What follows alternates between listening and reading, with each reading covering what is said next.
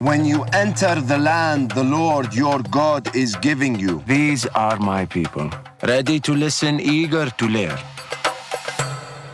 Why can't the whole nation be like this? This is all the water I have left. You have water! Give it to me! No, just share! You have to share! 49 days with the Hebrews, and still, no one suspects me. It's time to demonstrate trust. I'll go first. Well done, Cora. Very impressive. Help me up. Master. Joshua, please, it's Moses. Yes, Master Moses. We will observe the consecration of my brother Aaron as high priest. What a surprise! The brother of our leader was given the highest position within our religion. I wonder how he got that job. I wonder if, this is me wondering, and oh, you know what it is? Nepotism.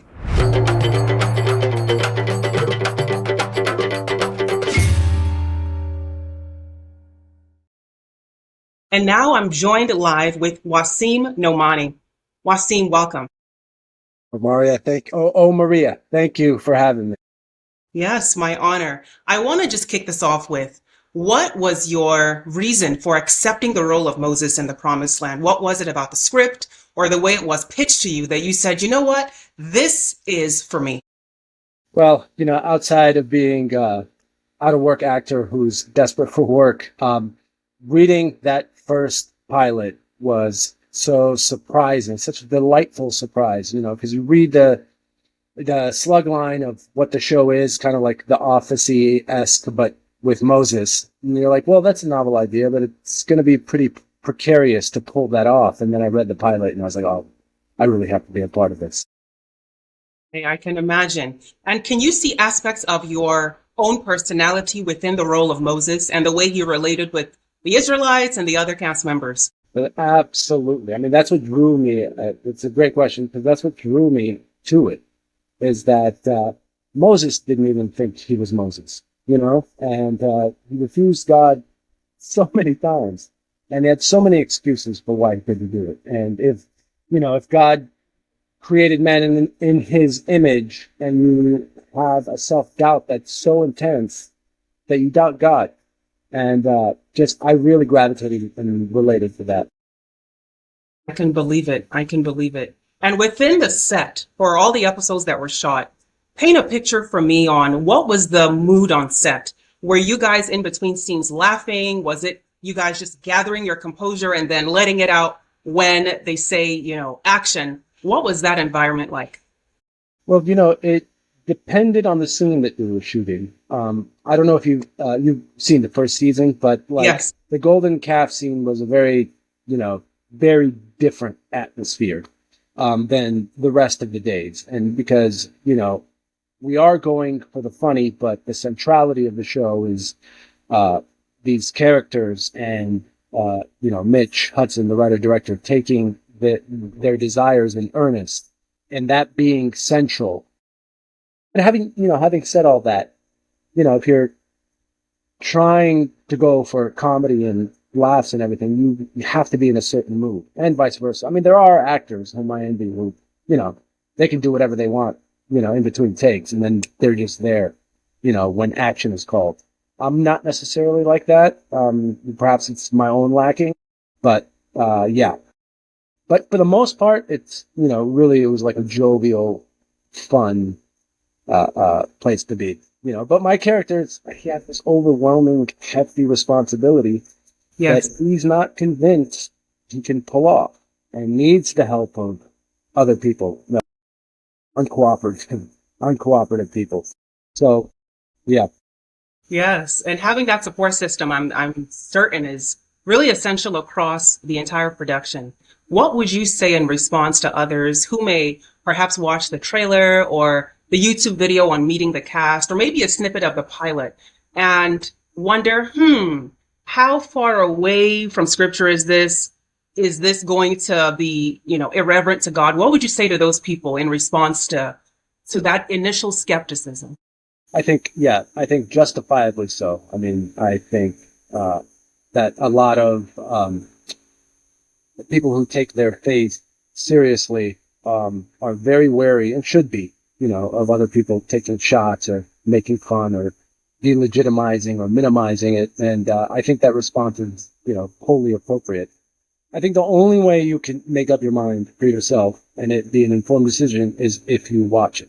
Because, we're telling an ancient story in modern times. And modernity has a certain type of storytelling qualities, that we have that will seem, separate from the source material.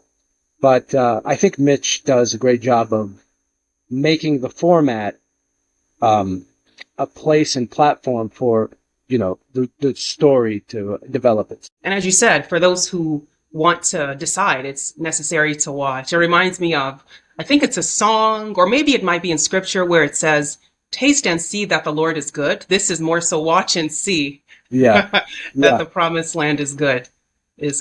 And as one who's watched it, and I was crying laughing from the pilot episode. So I just want to give you all your flowers digitally to say that it really struck the balance. It's like a seesaw of like, okay, let's have scripture, let's have humor, let's have the humanity, let's have the due reverence to God.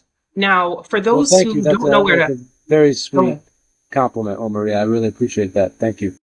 And pass it on to Mitch and the other casting crew. I'm taking it all for myself. Nope. I feel it's so often those within media or film or TV, and as one who is in media, they do their work, they do the writing, the scripting, the casting, the production, the acting, and the behind the scenes technical work. And until they release it to the public, it's this almost anxiety or uncertainty, like how is it going to be received? What's the commentary? Are those who like it less than those who don't like it? Do you agree with that? And how would you describe that inner like spirit or presumption? Yeah, it's interesting you say that. Are those that like it less than those that don't like it? Because, I read somewhere, I don't know how true this is, but it takes like 17 positive thoughts to neutralize one negative thought, because negativity is so dense. And, people could tell you look great all day, and that one person is like, and that's what you remember. That's interesting that you say that. But yes, absolutely.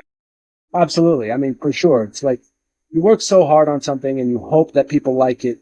And then, being a performer, you're like in this weird space, this no man's land of, you're doing it so other people can watch it, but you can't care about what they think.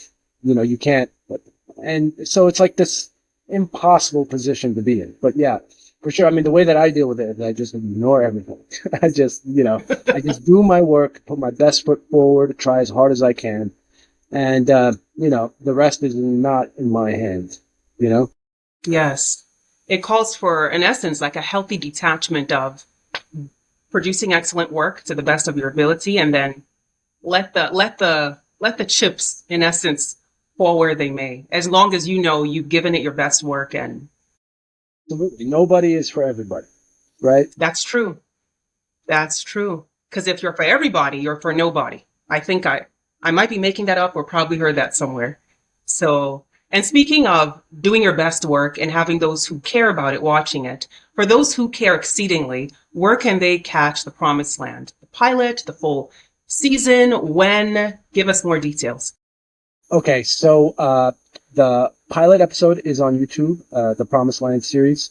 Rest of the season is being released October 1st, Wednesday, October 1st, and they will be released weekly on that channel. And if you want to learn more, you can go to thepromisedland.tv.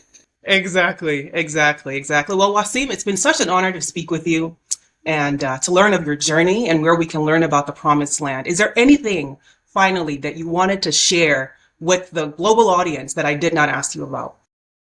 I just wanted to say all of us on the Promised Land put our hearts and our guts in this and really tried to make the best story and show that we could. And we really hope you enjoy it and you feel what we feel about the show. And I really hope you enjoy it. And if you don't, I'm not on social media, so I won't know. You're spared. Yeah. I love it. Thank you so much, Wasim. And we'll be in touch. I look forward to accompanying you digitally on your journey in your art. And we wish you all the best. Thanks for being with me. Wonderful. Thank you, O'Maria. Really appreciate My it. honor. Yeah. And on that note, we're going to go back live to the studio on This Is the Day. Yay! Woo! We did it. I'm going to stop recording.